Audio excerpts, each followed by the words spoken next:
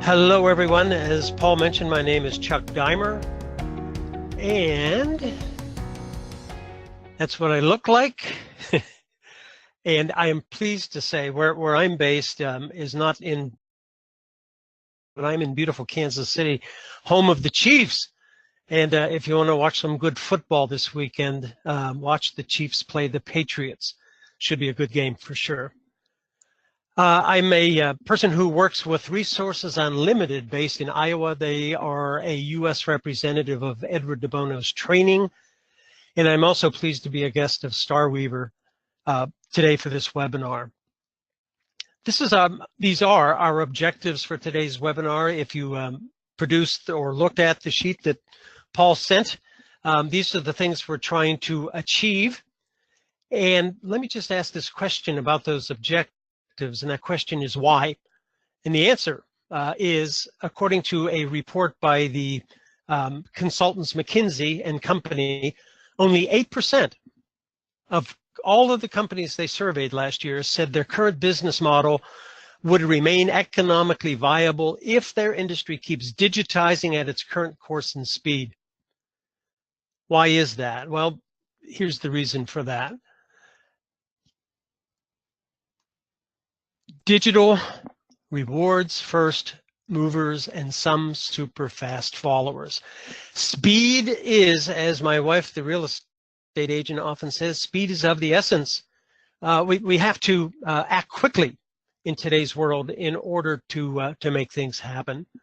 Why? Speed provides a learning advantage. First movers and fast followers engage in continual testing and learning. It's part of the whole agile process. They prototype on a regular basis so that both the end user and the team itself that's developing the product can see, is it working and what will it look like, so that we can get some coherence and agreement and collaboration on what it is that we're doing. All refinement is done in real time. And lastly, they use artificial intelligence to generate information networks. If you're not doing those things as an organization, you're falling behind. And once somebody jumps ahead, they can totally disrupt what it is that you're doing. We're in an absolutely amazing time of phenomenal speed. And what I would like to talk about is a system that can help us do that. And that system can help us keep up with that speed. And that is a communication system called the 6 Thinking Hats. That's what I would like to do, and we looked at what the course objectives are. The most important thing is, what would you like to get from today's webinar? And if you wouldn't mind using the chat button on your screen and just type in what would you like to get today, and I will do everything I can to answer what your concerns are, if it's in the purview of agile thinking and meetings and the like. So let's just take a few moments for you to type in what you'd like to do.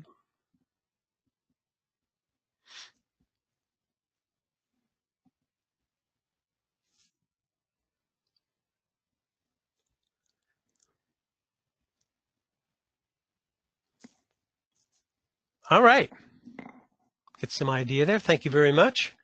And let's keep going. At the heart of what I'm going to talk about, and by the way, 6 Thinking Hats is a thinking system that one can use as an individual to improve your own individual thinking when you're working on a project, when you're working on personal issues, whatever it is you're thinking about. You can use the 6 Thinking Hats to help structure your thinking.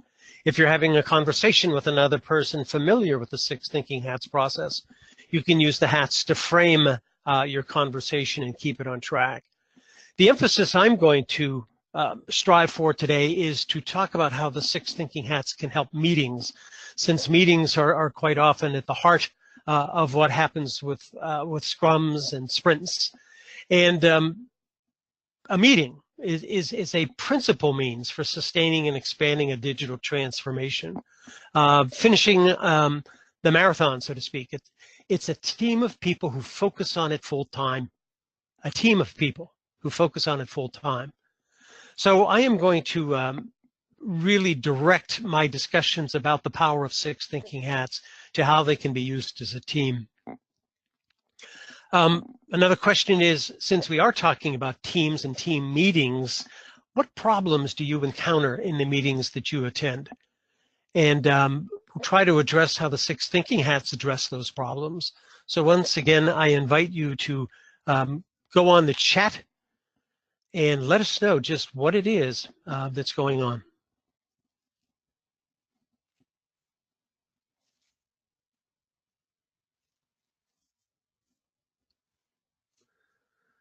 So some people are saying going off track seems to be a big problem with meetings. One person dominates the discussion seems to be another problem that people have with meetings. So those are really key issues, and I think you'll be fascinated to learn how the hats deal with that.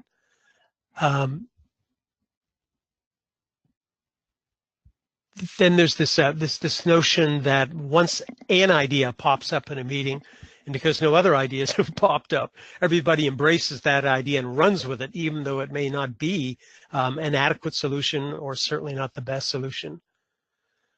Good stuff. Thank you very much for taking the time to chime in on that.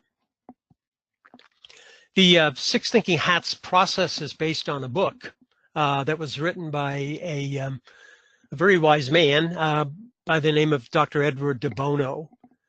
And Dr. Debono has a medical degree that he received from the University of Malta. He has doctoral degrees in physiology and psychology that he received at Oxford and Cambridge.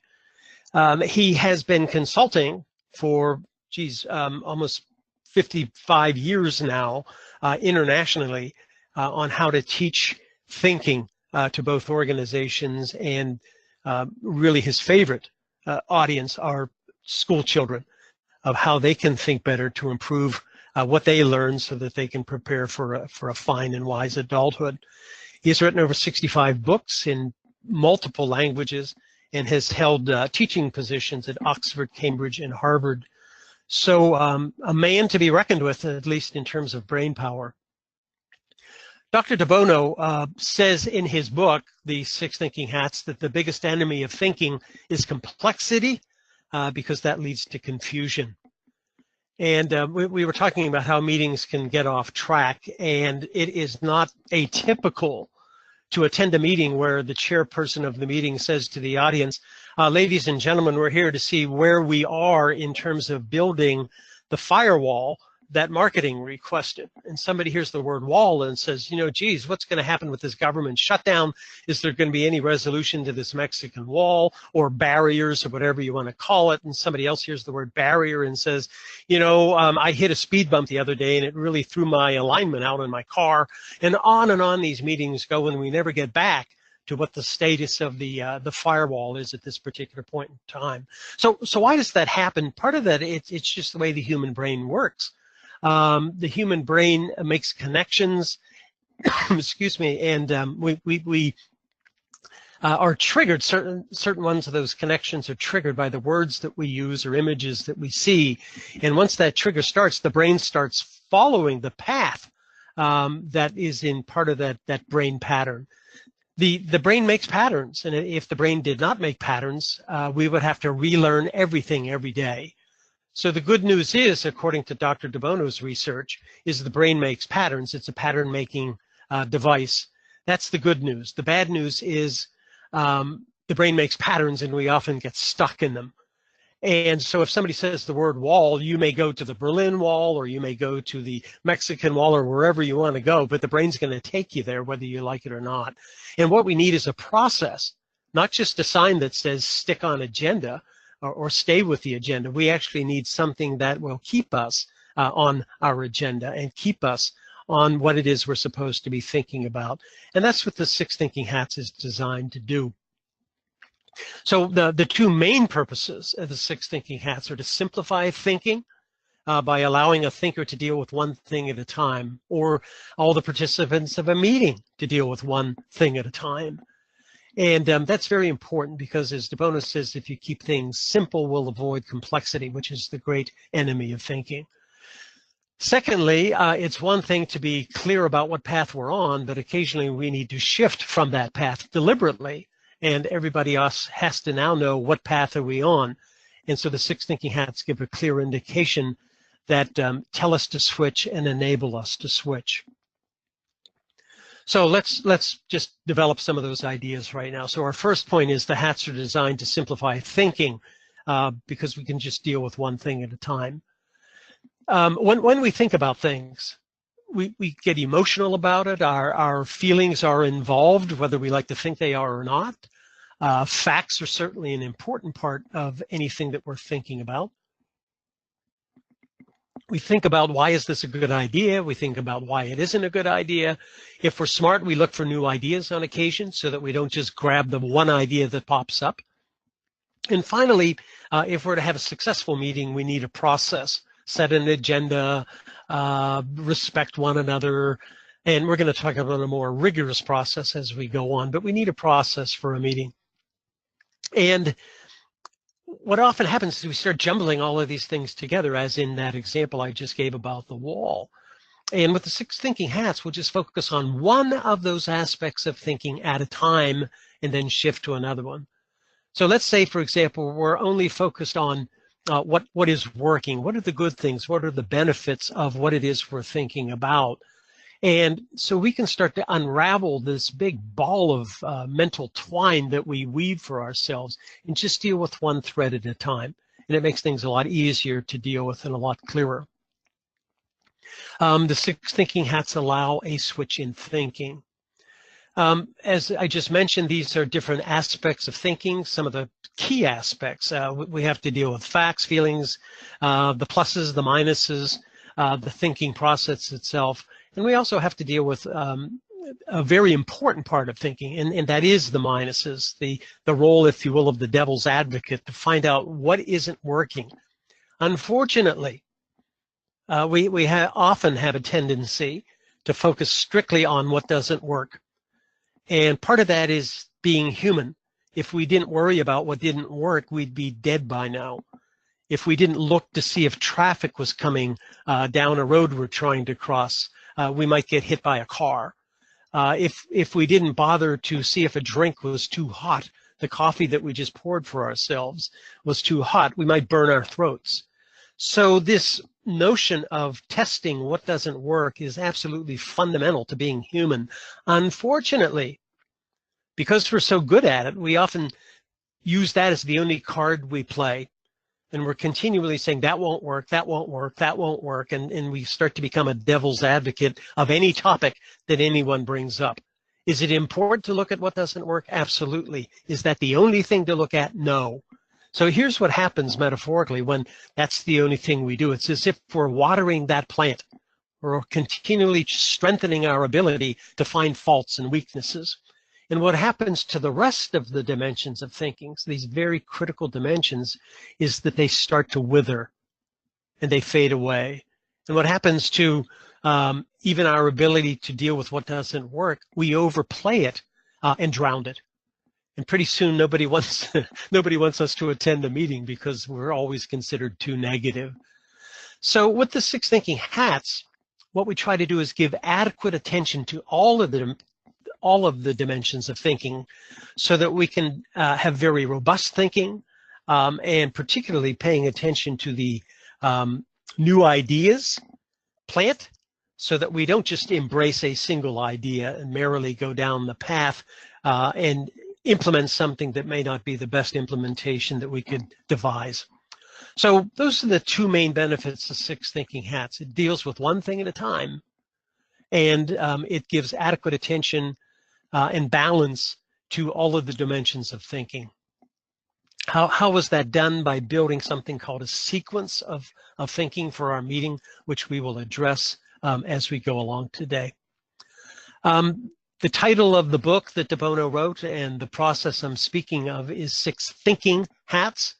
So a good question to ask ourselves is, what is thinking anyway? And according to Dr. Debono, the reason that we have a brain, the reason that we as human beings think, is essentially so that we can get what it is we need. Animals, like apes, have tremendous physical strength, cats have great vision and claws and teeth that can tear things apart and run at great speeds. We don't have those talents as a human being. But what we do have is this magnificent brain that if we know how to use it, we can put it to great effect to get exactly what it is we need. And here's how the 6 thinking hats can help us think more in a stronger way. The hats that deal with reality. So down at the bottom of the slide, you'll see that quote that I just put up from Debono. We think so that we can arrange the world, reality, if you will, either in our minds or outside of our minds in a manner that satisfies our values.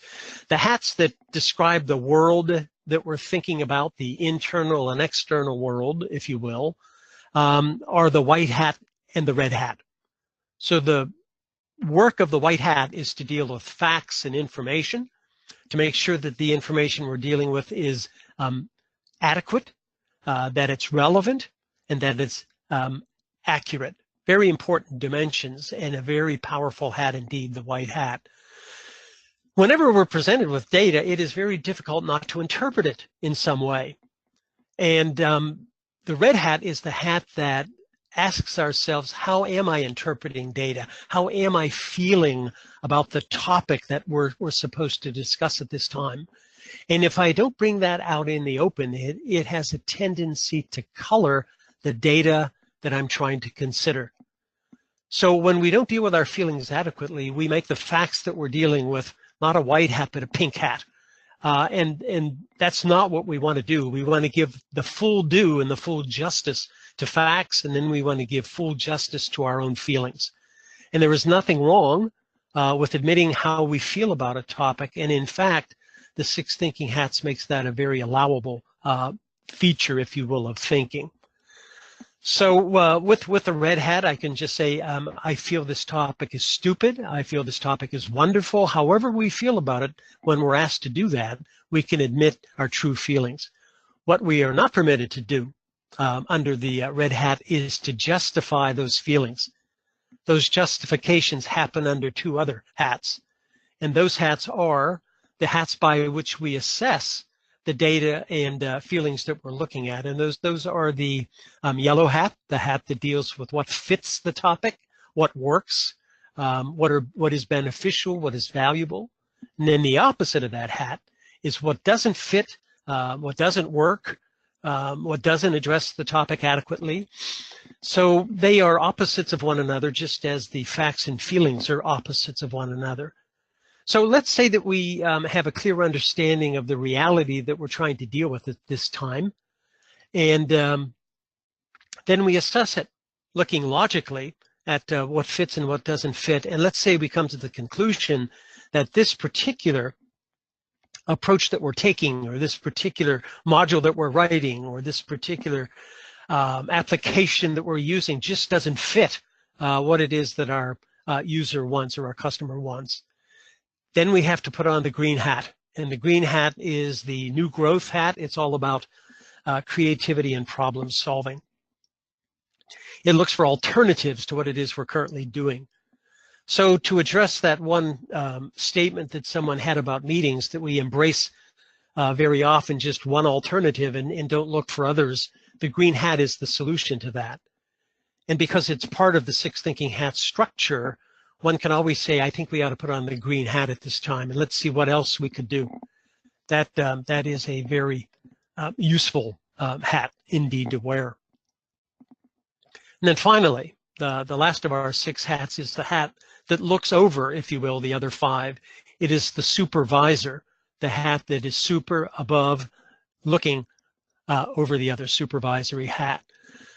So the blue hat thinks about the thinking that we're doing, and is very much concerned with the thinking process itself.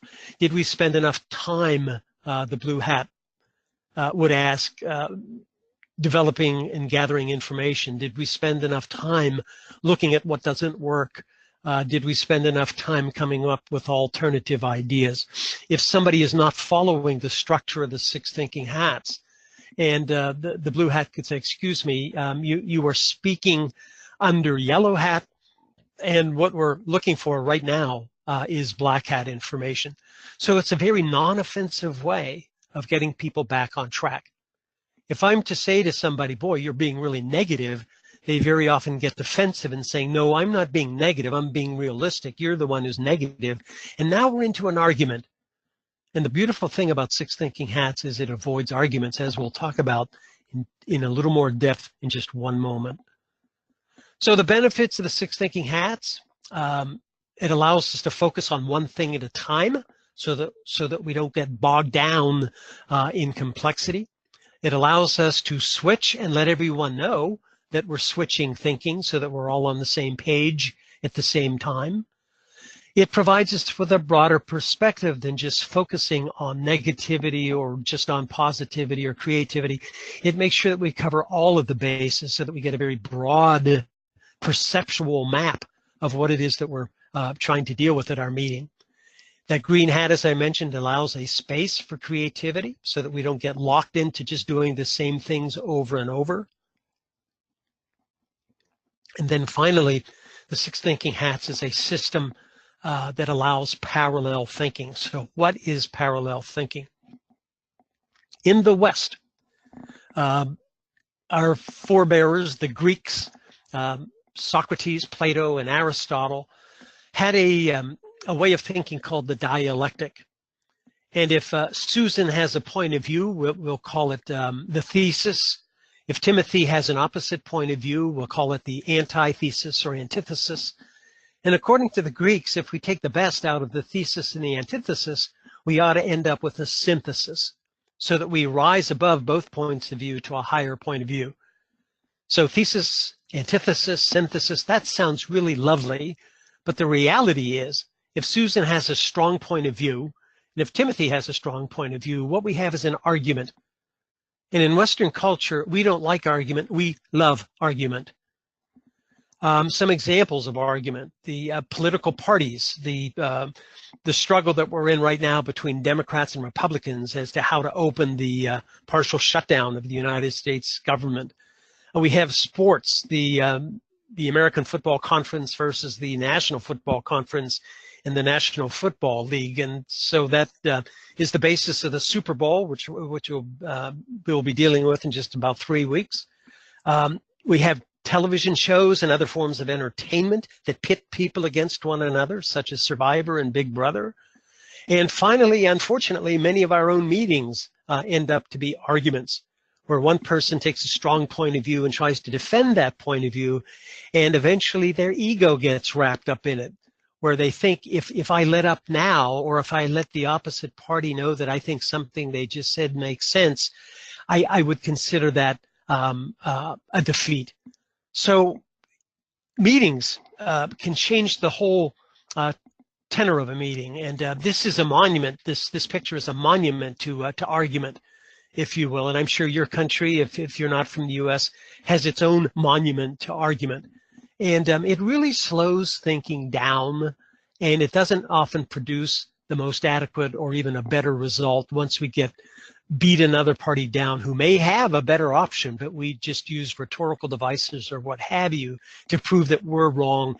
That you're wrong and I'm right. So the Six Thinking Hats helps us to get over argument by using this process called parallel thinking. So instead of person A saying the object I'm looking at is red and person B saying no, the object I'm looking at is blue, and from their point of view it is indeed red or blue, rather than falling into that trap, with parallel thinking, what we'll do is together we'll look at the object from a single point of view together. And then we'll look at it from the opposite point of view together. And then if we're smart, we'll look at it from other points of view together. And when we're done using the Six Thinking Hats in this way, looking at all of the dimensions of thinking, we should end up with a very robust perceptual map of what it is that we're thinking about. And we can start to see, yeah, maybe from my perspective, this seems to be the right way to go.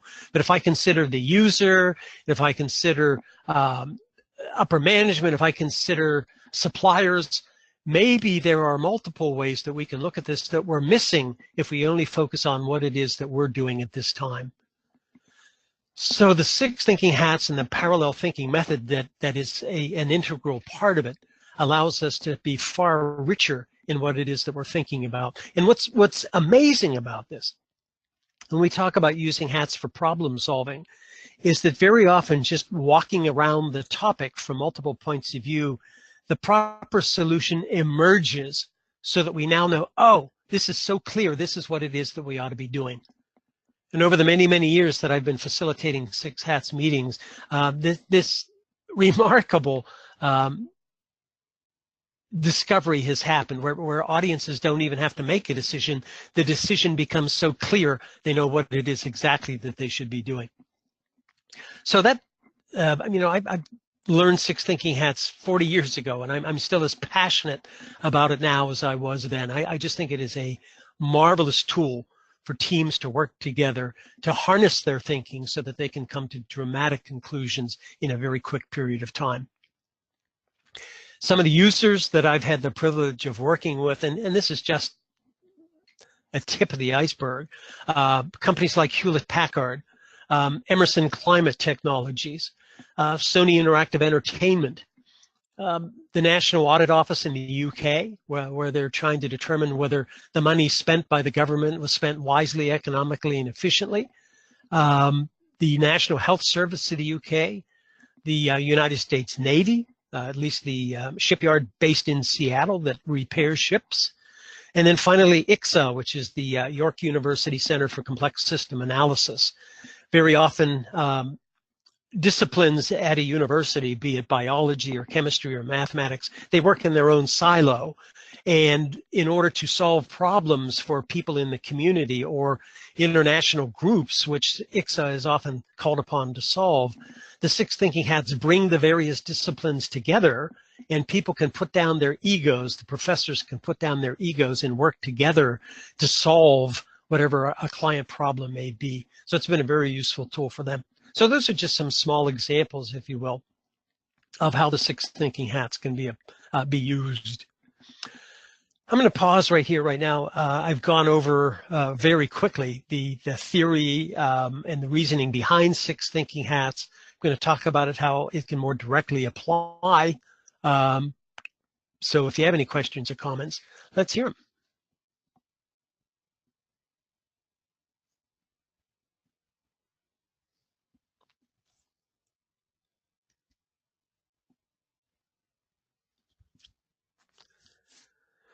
So one of the questions is, how can this apply outside of meetings, but in our day-to-day work? When you see how it is applied at a meeting, we'll talk about that. In fact, we'll get to that very, very soon. So very good question. How is this applied outside of meetings? As I mentioned a little earlier, my emphasis was going to be on meetings, but I can certainly talk about how individuals can use it as well.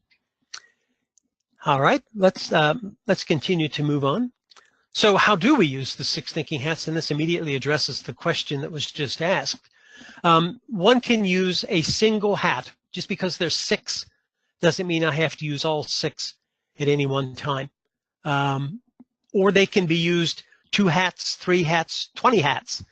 That would be the systematic use, where I'm using one hat followed by another for a particular reason. So where can I use one hat or more than one hat? By myself. I have a tendency to at times be very, very emotional when I read an article that in a newspaper or a journal that I particularly disagree with. It's very easy for me to get caught up in my own point of view. And so what I tell myself is, Chuck, put on the white hat. And what that does is it forces me to slow down and read what is the data that the author is trying to present. Is that data relevant? How does that data support the argument that the writer of the article or the journal is purporting?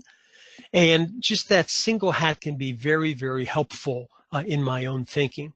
If I'm getting too negative about something, I'll put on the opposite hat. So if I'm wearing the black hat too frequently, I'll put on the yellow hat and ask myself, what is good in this thing that I'm reading or this task that I'm trying to do? Why is it beneficial to do it? If I'm getting too caught up in following a single process or path that I've developed, I'll put on the green hat, the creative hat, the alternatives hat to look for something different. If I'm getting a little too creative and getting out of the boundaries of the topic I should be dealing with, I'll go back to blue hat and remind myself what is the process I should be following. So for an individual, a single hat can be very, very useful. So wherever you find yourself stuck or digging too deep of a hole, put on the opposite hat. So Debono says you can't dig a new hole by digging the same hole deeper. So if you find your thinking is stuck in a particular hat rut, get out of it, put on the opposite hat. So that's how an individual can use a single hat. And that would apply in meetings and in conversation and even in reports when you're preparing reports. So you can use a single hat to make a point.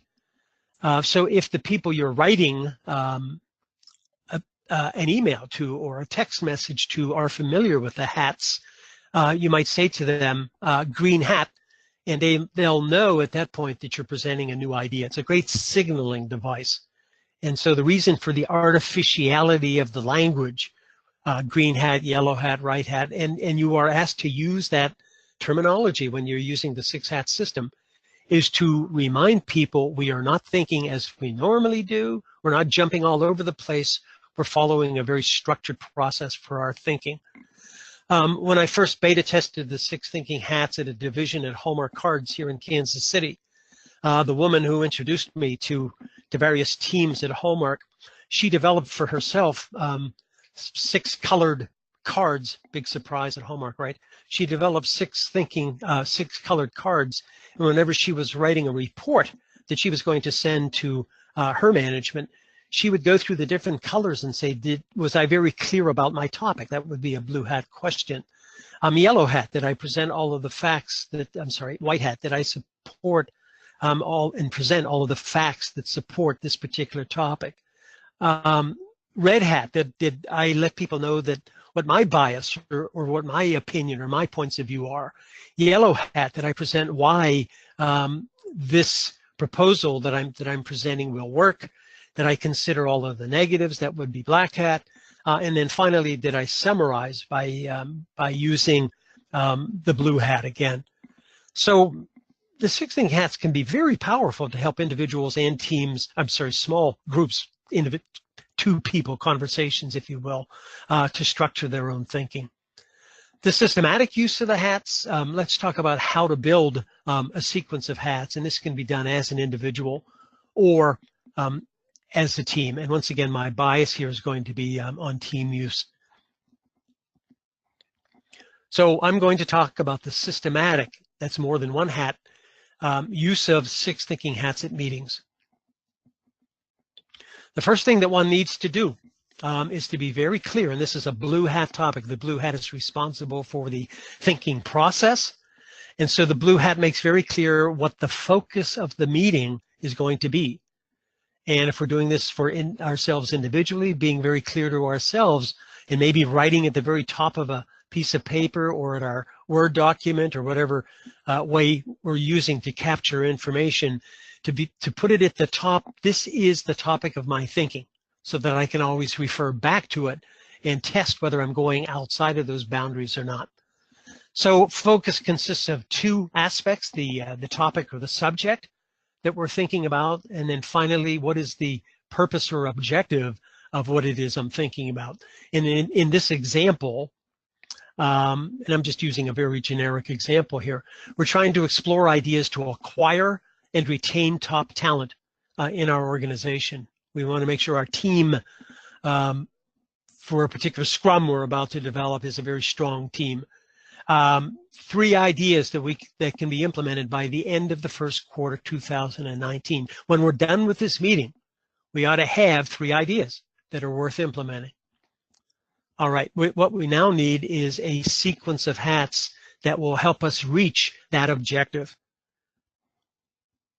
These are the hats that we might use, and those are not unrealistic times on the right-hand side. So the first thing is I might want to ask the group how do you feel about this particular focus? And because we are not permitted to justify our feelings at this point, the people might say, this is silly, this is redundant, I hate this topic. Somebody might say, I feel we really need this topic. So just very short, unjustified statements. We then go down to the facts. Okay, what do we know about the focus? What is our hiring process at this point? What are the when was the hiring process implemented? When was it revised? Who's responsible for hiring? So those very important facts about the particular focus. Then we go with the top of our head. We brainstorm or just throw out alternatives. What could we do differently than what we're currently doing to acquire and retain top talent? Another red hat, this time we're using the red hat not just to get our feelings, but to make a very intuitive choice, a choice, if you will, based on intuition and, to truth be known, quick feelings, our gut choice. And so we'll use red dots and place dots near all of the choices that we just came up with under the green hat.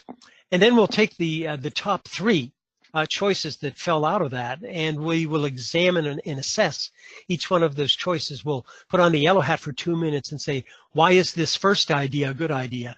The second thing we'll do with that first idea is say, why won't it work? And then the third thing is there a way I can correct any of the faults that I just discovered?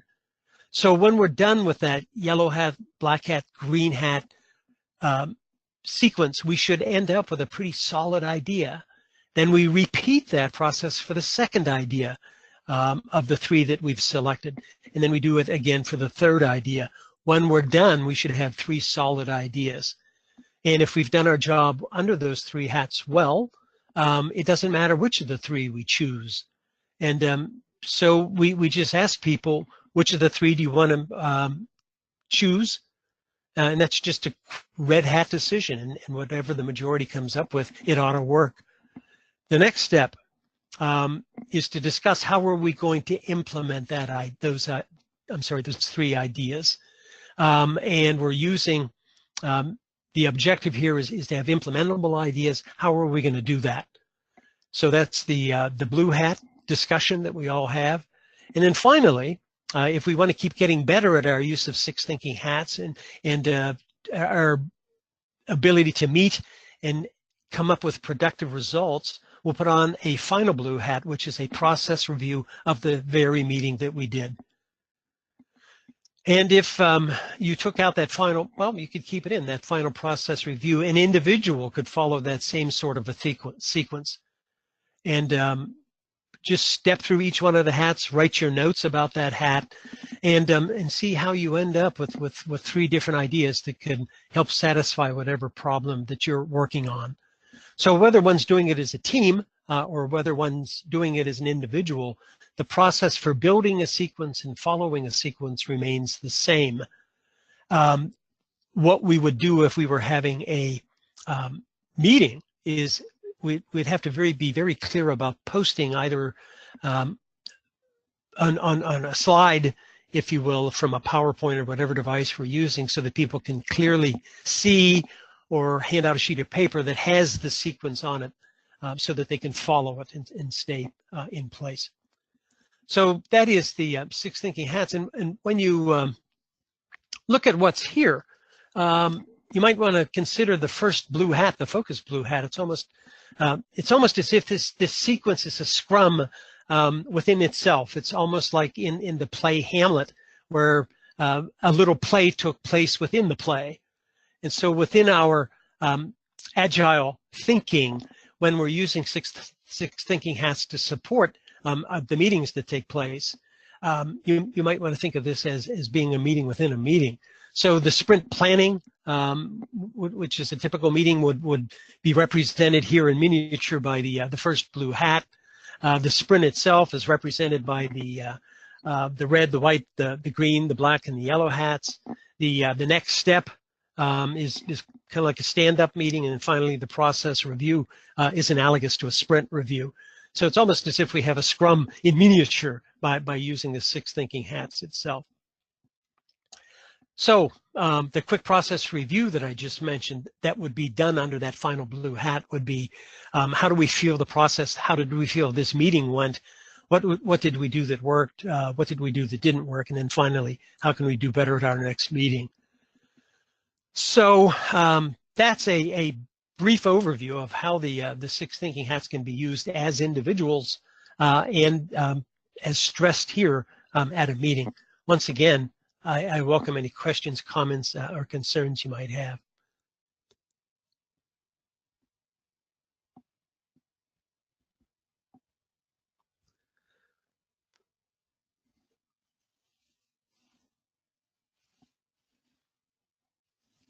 So if you're working on a project and want everyone to have a focused approach, just having a 6 thinking hats meeting can help one do that. It would be analogous to a sprint planning meeting where people are attending. They're becoming aware well of what needs to do, and then we can follow it throughout the course of our sprint. Chuck, this is Paul. Can you hear me? I sure can, Paul. So before questions begin to come in, I will recount the fact that about 12 years ago or so, we worked with a global, one of the largest French banks in the world, outside of Paris, in a workshop that combined derivatives, which is a fairly technical, mathematical, and structured thing, with 6 thinking hats. And the audience, the French were usually rather skeptical about things, ran this program, and it was fantastic. And it was actually kind of at one point where we were coming up with creativity of ideas, I guess the green hat. They had so many ideas coming up for way to structure derivatives just by even using brainstorming with throwing words out along, and they were literally pipe and bucket and this and that, the words that were put up on the wall, and people actually came up with proposals for these are derivatives used by global institutions to hedge risk. And I found that fascinating, that you could use something that was a creativity tool and a tool for structuring meetings, et cetera, and it ended up with a very skeptical audience and a very positive result. So I can attest to it as being used in groups, and in that case it was a workshop for things that you would never think you would apply it for. And so that's a financial solution. There are obviously software solutions for people who are on this call. There could be engineering problems of building an airplane or a train or or anything in between. So I can attest to it from firsthand experience. And I would also encourage people to, maybe if you let us know some of the fields that you're in, and get us and give a sense of, maybe even Chuck has some examples of how that might have been applied within a field that you're in. That would be helpful as well. Yeah, that'd be great.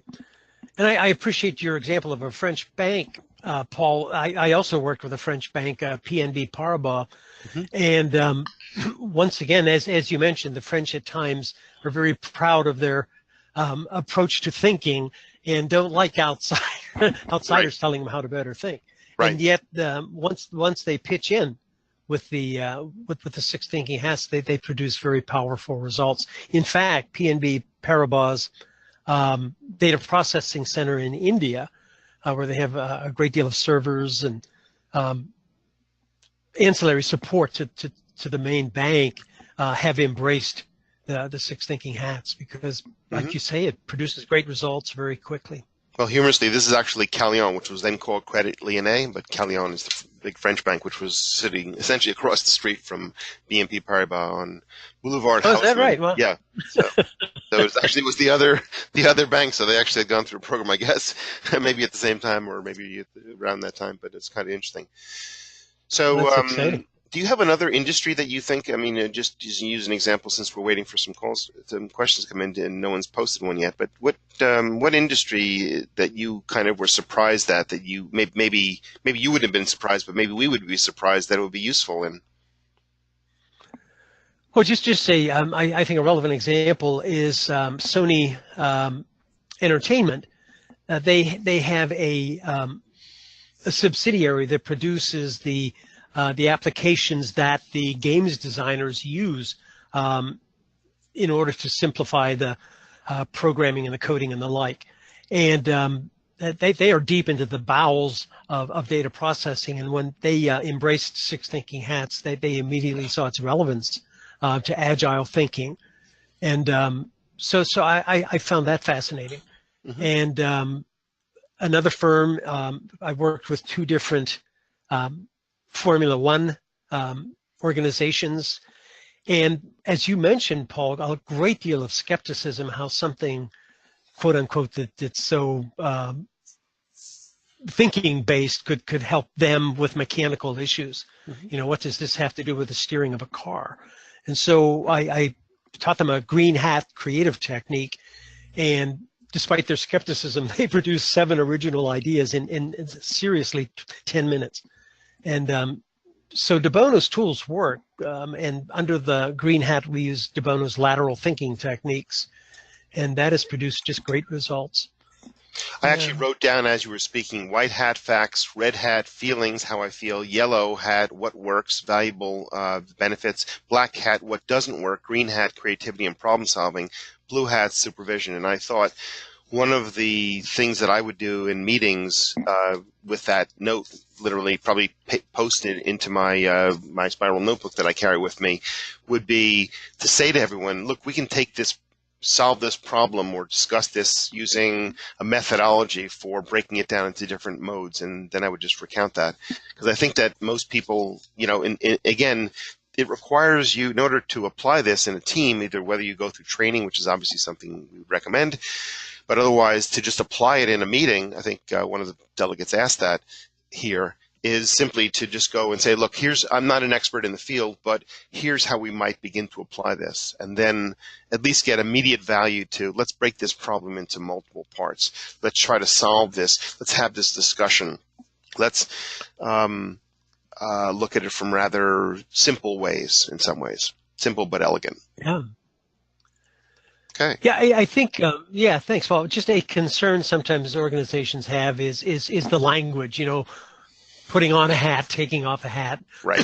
It's metaphorical. We're not actually putting on hats or taking them off. Mm-hmm. The hats are nothing more than signals that we're not using our normal argumentative way of thinking here. We're not using our normal wandering all around the topic way of thinking. We're using a very deliberate, very structured point of view. Mm-hmm. I am not advocating the 6 thinking hats is the only way of thinking. I'm just saying when one needs a tool that can help people stay on track, this is the tool, in my opinion.